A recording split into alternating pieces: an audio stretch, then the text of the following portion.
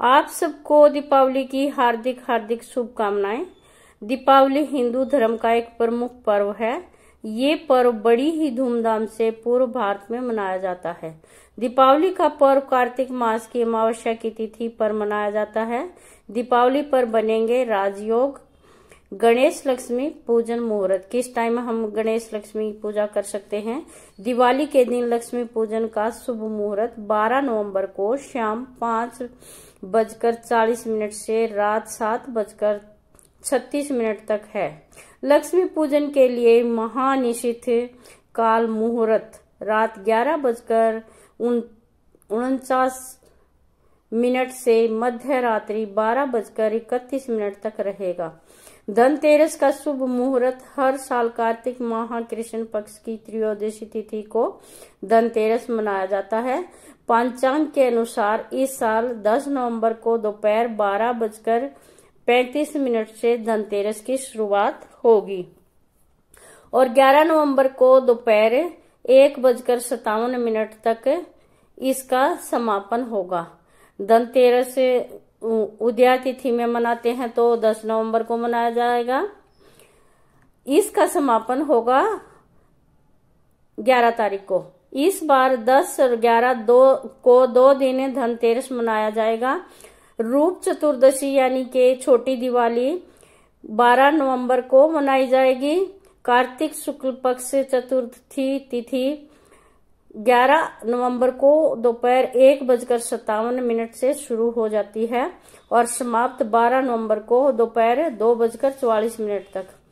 चूंकि इस दिन प्रातः स्नान करने का महत्व है, अभ्यंग करते हैं शरीर पर बटन लगाकर, इसकी मैंने एक अलग से वीडियो बना रखी है। 12 नवंबर को यह त्योहार मनाया जाएगा। अमावस्या तिथि रात्रि की हो जाती है, इसलिए दीपावली पूजन 12 नवंबर को ही होगा। 14 नवंबर को गोवर्धन पूजा हो और 15 नवंबर को भाई दूज मनेगी। दीपावली पर बनेंगे राजयोग। वैदिक पंचांग के अनुसार इस साल दीपावली पर 4 योग का निर्माण होने जा रहा है, जिसमें शनिदेव ने सस राजयोग बनाया तो वहीं मंगल और सूर्य की युति से राजयोग बनने जा रहा है। वहीं शनिदेव ही 84 कुंभ में रहकर सस राजयोग बना रहे हैं। साथ ही इस बार आयुष्मान योग भी बन रहा है। ऐसे करके इस दिन 4 राजयोग बनने जा रहे हैं। घर में धन संकट नहीं होता है। दीपावली पर लक्ष्मी पूजन के लिए कुछ बातों का ख्याल रखना चाहिए। इसी के साथ बेहद जरूरी है कि आप जो भी पूजा करें और उस दौरान आपके मन में पूरी श्रद्धा और विश्वास हो। आइए जानते हैं लक्ष्मी पूजन के दौरान किन बातों का ख्याल रखना चाहिए। दीपावली 2023 दीपावली पर पूजा के साधनों पर ध्यान देने के साथ ही हमें अपनी भावनाओं पर भी ध्यान देना चाहिए, क्योंकि जितनी पवित्र एवं उच्च भावनाएं लक्ष्मी पूजन के समय होंगी, पूजा का फल उतना ही अधिक एवं शीघ्र प्राप्त होगा। दीपावली पर सच्चे मन से धन की देवी माता लक्ष्मी की पूजा अर्चना अवश्य करनी चाहिए। ऐसी मान्यता है कि दीपावली पर भगवती लक्ष्मी विश्व भ्रमण के लिए निकलती हैं और अनेक स्थानों पर भक्तों द्वारा अपना निवास बना लेती हैं। इसलिए साधक को रात्रि भर जागकर श्रद्धा और विश्वास के साथ माता लक्ष्मी के आगमन की प्रतीक्षा करनी चाहिए। लक्ष्मी के साथ सिद्धिदाता गणेश, शिव, सरस्वती तथा कुबेर आदि देवताओं की पूजा भी करनी चाहिए। इस रात्रि श्री सूक्त तथा श्री लक्ष्मी सूक्त का पाठ भी करना चाहिए।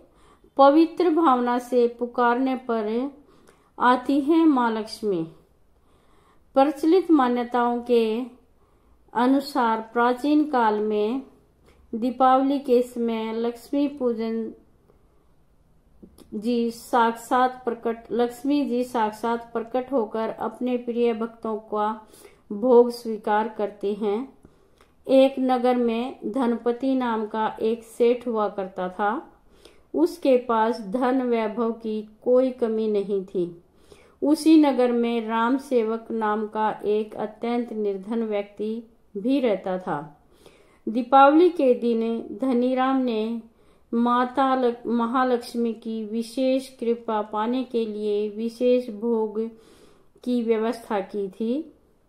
धनीराम ने सूखे मेवे, बादाम, काजू, पिस्ता आदि डलवाकर शुद्ध देसी घी के लड्डू बनवाए और उस दिन धनीराम से जो भी मिलता वह उससे कहता कि इस बार माता लक्ष्मी को ऐसा भोग लगाऊंगा कि अब तक किसी ने नहीं लगाया होगा। दूसरी तरफ राम सेवक के पास इतने पैसे भी नहीं थे कि माता लक्ष्मी का पूजन भी ठीक से कर सके। अधिक धन न होने के कारण वह माता के लिए भोग की व्यवस्था नहीं कर पाया था। इसके उपरांत भी उसके मन में किसी प्रकार की निराशा की स्थिति अथवा असंतोष का भाव नहीं था। उसके पास सिर्फ रात की एक रोटी ही बची थी। दिन में उस रोटी को किसी ने नहीं खाया था। संध्या हुई तो राम सेवक माता लक्ष्मी की पूजा की तैयारी में लग गया। रात की बची हुई बासी रोटी को थाली में चूर कर थोड़ा सा गुड़ मिलाकर भोग तैयार किया एवं माता लक्ष्मी से भोग को स्वीकार करने का आग्रह किया।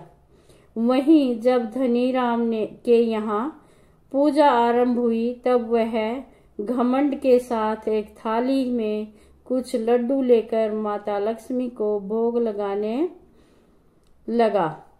ऐसा कहा जाता है कि भोग लगाते ही जिन लड्डुओं से जहां शुद्ध देशी घी और मेवों की सुगंध आ रही थी वहीं उनमें से भयंकर दुर्गंध आने लगी तथा लड्डुओं का रंग भी काला हो गया।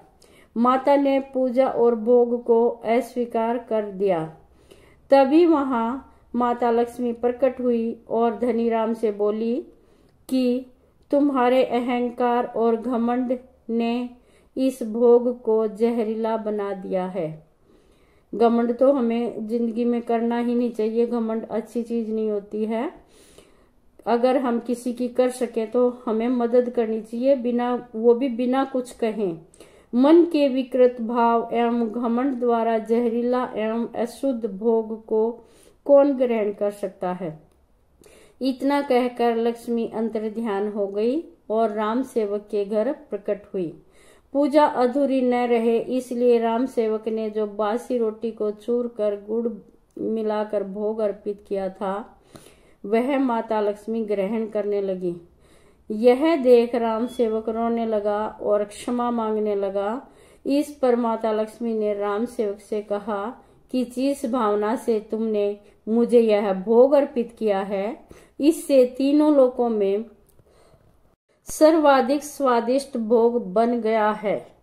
ऐसे भोग को ग्रहण करने के लिए तो सभी देवी देवता व्याकुल रहते हैं। राम सेवक ने अपनी कुटिया में जमीन को साफ किया और एक कपड़ा बिछाकर आसन बनाकर मां लक्ष्मी से विराजने को कहा।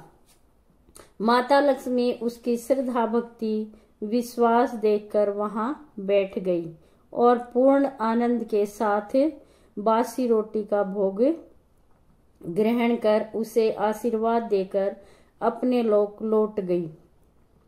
सुबह जब राम सेवक उठा तो उसने देखा कि कुटिया के स्थान पर भव्य भवन खड़ा था। सुख सुविधा की सभी चीजें उसके यहाँ उपलब्ध थी। इसके विपरीत धनीराम का भव्य भवन कुटिया में बदल चुका था। तो ये थी माता लक्ष्मी की कहानी। आपको पसंद आए कमेंट करना जरूर। Thank you.